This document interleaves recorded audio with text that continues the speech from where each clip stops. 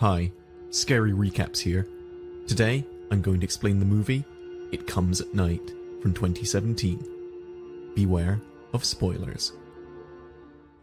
The film begins with Bud, a very sick man who is listening to his daughter, Sarah. Sarah is wearing a gas mask and assures her father that everything is going to be alright. Paul, Sarah's husband, and their son, Travis, take Bud out into the woods. They plan to put him out of his misery, and so Travis places a pillow over his head and kills him. They toss his dead body into a grave and burn it. It is revealed here that a terrible disease has broken out across the world, Bud being one of the infected victims. Unaware of what has really happened out there, and in order to protect themselves from the virus, Paul, Sarah, Travis, and their dog, Stanley, live in a secluded house in the heart of the forest. One night, while Travis is having a nightmare, seeing an unknown sick man who is lying on a bed and screams at him, Paul and Sarah hear a sound at the front door. They realize that someone is trying to break into their house. Paul fires at the stranger with his gun, but misses and then knocks him out.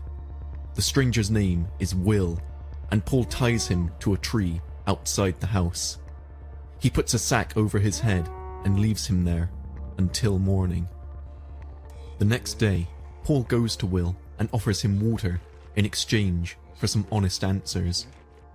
Will says that he is looking for supplies for his wife and kid, who are waiting for him in a safe place. He tells Paul that he hasn't seen anything of interest for miles around. He also offers him some livestock if he's willing to help him out. Paul agrees and releases Will. Later on, Paul drives his truck with Will in it to go to get his family. On the way, however, two strangers fire at them. Paul fires back and kills them, even though Will wanted to keep at least one of them alive for some information. Paul asks him if he knew those men, but Will says no. After they find Will's wife, Kim, and his son, Andrew, Paul drives them all back to the house. Sarah welcomes the family, but she and Paul tell them about the rules they have to follow in order to avoid problems. Both families are getting along pretty well, living their normal lives as though nothing has happened in the world. All the while, Travis dreams about Will's wife, Kim, with whom he is secretly in love. The two of them even spend time together, discussing about food. One night, Stanley starts barking at an unseen presence outside the house. The dog rushes off to chase whatever it is that bothers him, and Travis runs after him. After some time, Stanley ceases barking, and Travis is unable to find him. He returns to the house, and Paul reproaches him for going off on his own like that. Travis, though, is worried about Stanley, and Paul comforts him later on by saying that the dog knows the way back to the home. Afterwards, Travis finds Andrew lying on the floor of the living room. He asks the boy what he is doing there, and Andrew replies that he can't remember. Travis takes him back to his room when he hears a strange sound inside the house. Travis tells his parents about it, and Paul and Sarah search the house. They go to the kitchen where they find Stanley bleeding on the floor. It is evident that the dog is now infected, and Paul has no choice but to kill it. Its body is burned as well. Travis says that the door was open before Stanley was found inside the house. He suggests that Andrew might be sleepwalking, but Will and Kim get angry at that.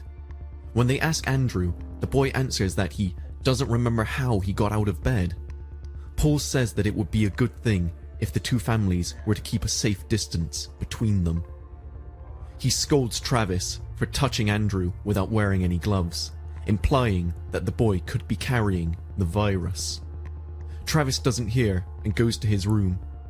Late that night, he is having another nightmare where he sees himself very ill and at the brink of death, and alongside that, a vision of his dead grandfather, Bud.